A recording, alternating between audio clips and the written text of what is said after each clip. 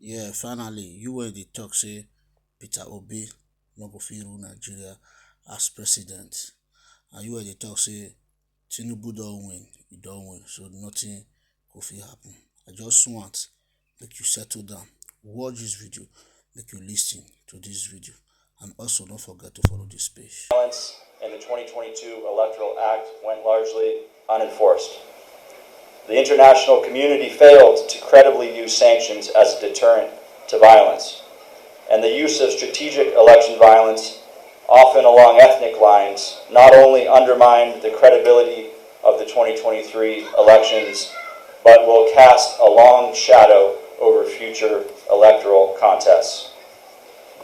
These risks were understood in the lead up to elections, and there were many efforts to mitigate this violence. It is now incumbent on us to reflect on what lessons we have learned. Our program that we deployed in 6 states in partnership with KDI provides some useful insights. We deployed long-term monitors to every LGA in 6 states, 1 state in each region, to provide weekly reports on the electoral context, including election violence and contributing factors. This data was then used to shape activities and interventions of local CSOs and security forces who we felt were best positioned to intervene with key stakeholders in the lead up to elections. In the spirit of learning, I will briefly note a few things that this program and this data gathered has taught us about election violence that will be explored in more depth later. First, we found convincing evidence that LGAs with larger security force presence tended to have significantly less violence. While perhaps logical, it confirms that security forces play a positive mitigating role and underscores the importance of prioritizing where and how many security forces are deployed.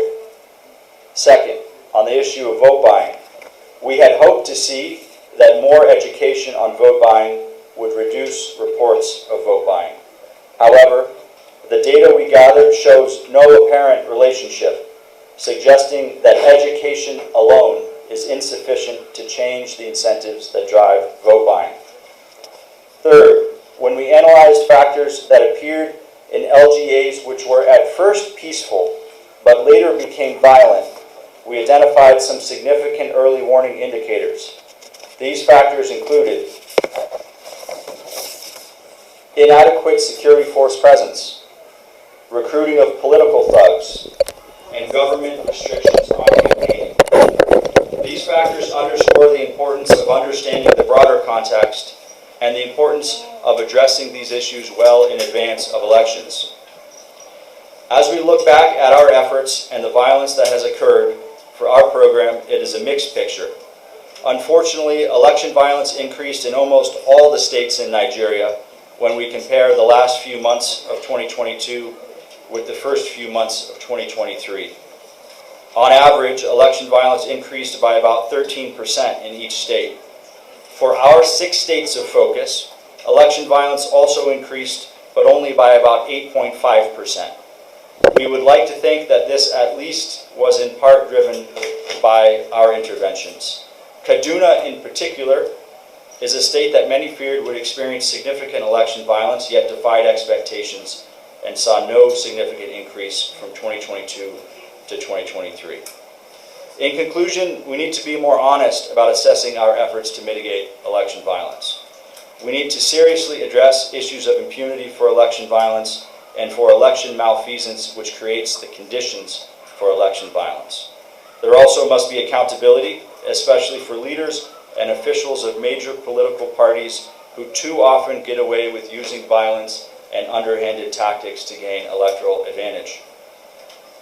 When we seek to prevent election violence, we cannot fall back on the things we are familiar with, like national peace pledges and voter education. These efforts alone are insufficient to reduce election violence. We have to move beyond compartmentalization of information among implementers, NGOs, and security services, and ensure that information is shared broadly and shared early. Lastly, information must drive action, whether it is the deployment of security forces, undue government restrictions on campaigns, or orchestrated malfeasance by political parties. Early warning is of no use if it does not drive early action.